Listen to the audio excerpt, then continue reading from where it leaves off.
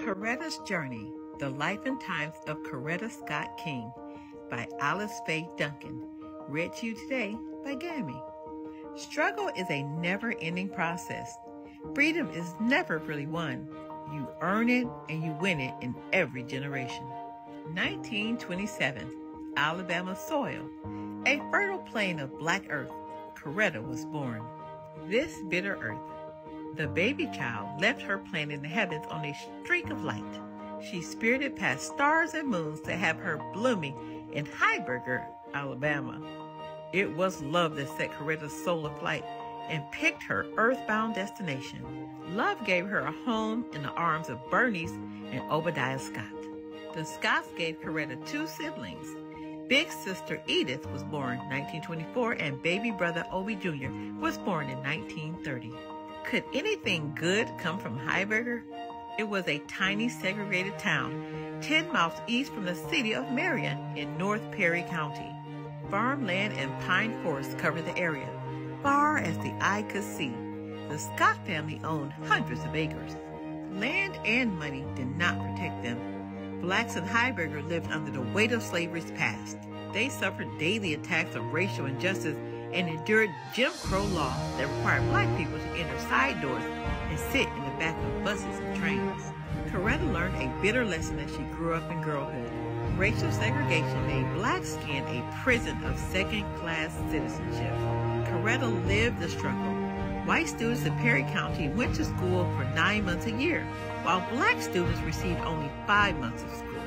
White students rode to school on big yellow buses, while Coretta and her siblings and black classmates walked 3 miles to Crossroads, a one-room school filled with 100 children and 2 black teachers. When Crossroads School was in session, small black feet prodded dirt roads in the heat and the rain and the snow. Coretta stepped high. She wanted to read at any cost. However, the chains of segregation had rattled her temper. Coretta was not an easygoing girl. She knuckle-punched classmates, cousins, and siblings who disagreed with her opinion. Edith and Obie Jr. would cry, and Coretta was mean. 1937. Spunky Spitfire girl, long black hair and dark brown eyes, looking toward heaven from wooden mourner's bench, asking God, "Who will I be?" Blues girl like Bessie, belting broken-hearted tunes, dancing a shimmy around the old Victrola, asking God, "Who will I be?" Cotton-picking girl, picking more pounds than a man, climbing trees at night, dream catcher and stargazer, asking God, "Who will I be?" Alabama fire. Coretta's parents obeyed the cosmic pull of the planets. Obadiah Scott built Bernice McMurray a home with his bare hands in 1920. They married in 1921 when he was 22 and she was 17. Coretta's parents were alike in many ways. They both came from black families who owned farmland and pine forests in Perry County. Bernice farmed the family garden, managed the farm animals, and cared for the children. Obadiah was the first black man in town to own a truck. He hauled lumber to surrounding sawmills during the week. Bernice and Obadiah taught themselves to cut hair on Saturdays. They used their home as a barbershop. Neither parent graduated from high school, but they were wise and very hardworking. While Bernice loved Obie Sr. with unwavering tenderness, she did not preach marriage. She told Coretta and Edith, "Get an education and try to be somebody." And while America was a male-dominated society where men lord over women, Obadiah was different. He did not view his daughters as weaklings. He told Coretta and Edith, "You can do anything anyone else could do." White men resented Obadiah's can-do spirit and his majestic dignity. He never let his shoulders slump, but spoke with all men, eye to eye. In 1942, when Coretta was 15, white terrorists torched the family home on Thanksgiving night. The Scotts escaped unharmed, but the house Obadiah built with his hands was in a heap of ashes. For several days, Coretta cried over the loss of her clothes, her photographs, and her collection of Bessie Smith blues records. Obadiah stood over the ashes and announced to his family, "We don't have time to cry." He wiped their tears, then he said a prayer, asking God to forgive the evildoers. Forgiveness was slow to reach Coretta. She stewed in anger as she studied her father's courage in the wake of the fire. He returned to work without bitterness and moved his family into a rented house.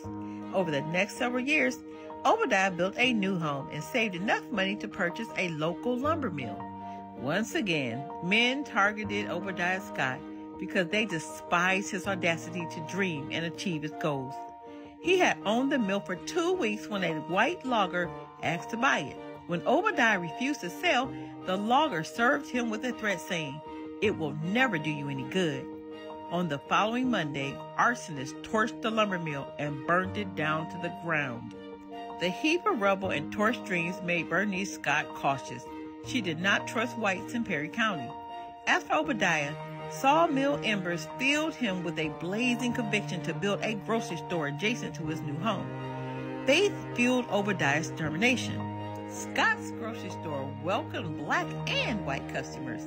The new business succeeded and proved an important lesson to Bernice and her children. Coretta said it often, "My father was one of the most fearless men that I have ever met." 1945. Lincoln School received Coretta in 1939 during her 7th grade year. It was a Negro school in Marion, founded by missionaries after the Civil War.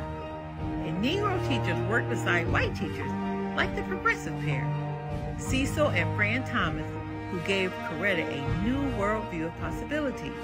On no occasion did they humiliate the child like white folks in their past. Lincoln also gave Coretta a vivacious voice teacher in Olive J. Williams. Negro girls emulated the Negro women's poise and diction. School polished Coretta into a glimmering black pearl. Coretta shined. She studied and graduated valedictorian in 1945. Her sister Edith set the example. She graduated Lincoln valedictorian in 1943. Obadiah and Bernice scrimped and saved to raise money for school supplies. Obadiah turned his truck into a makeshift bus to drive Negro students to Lincoln. And Lincoln served freedom on a plate. Books are freedom. Coretta wanted more.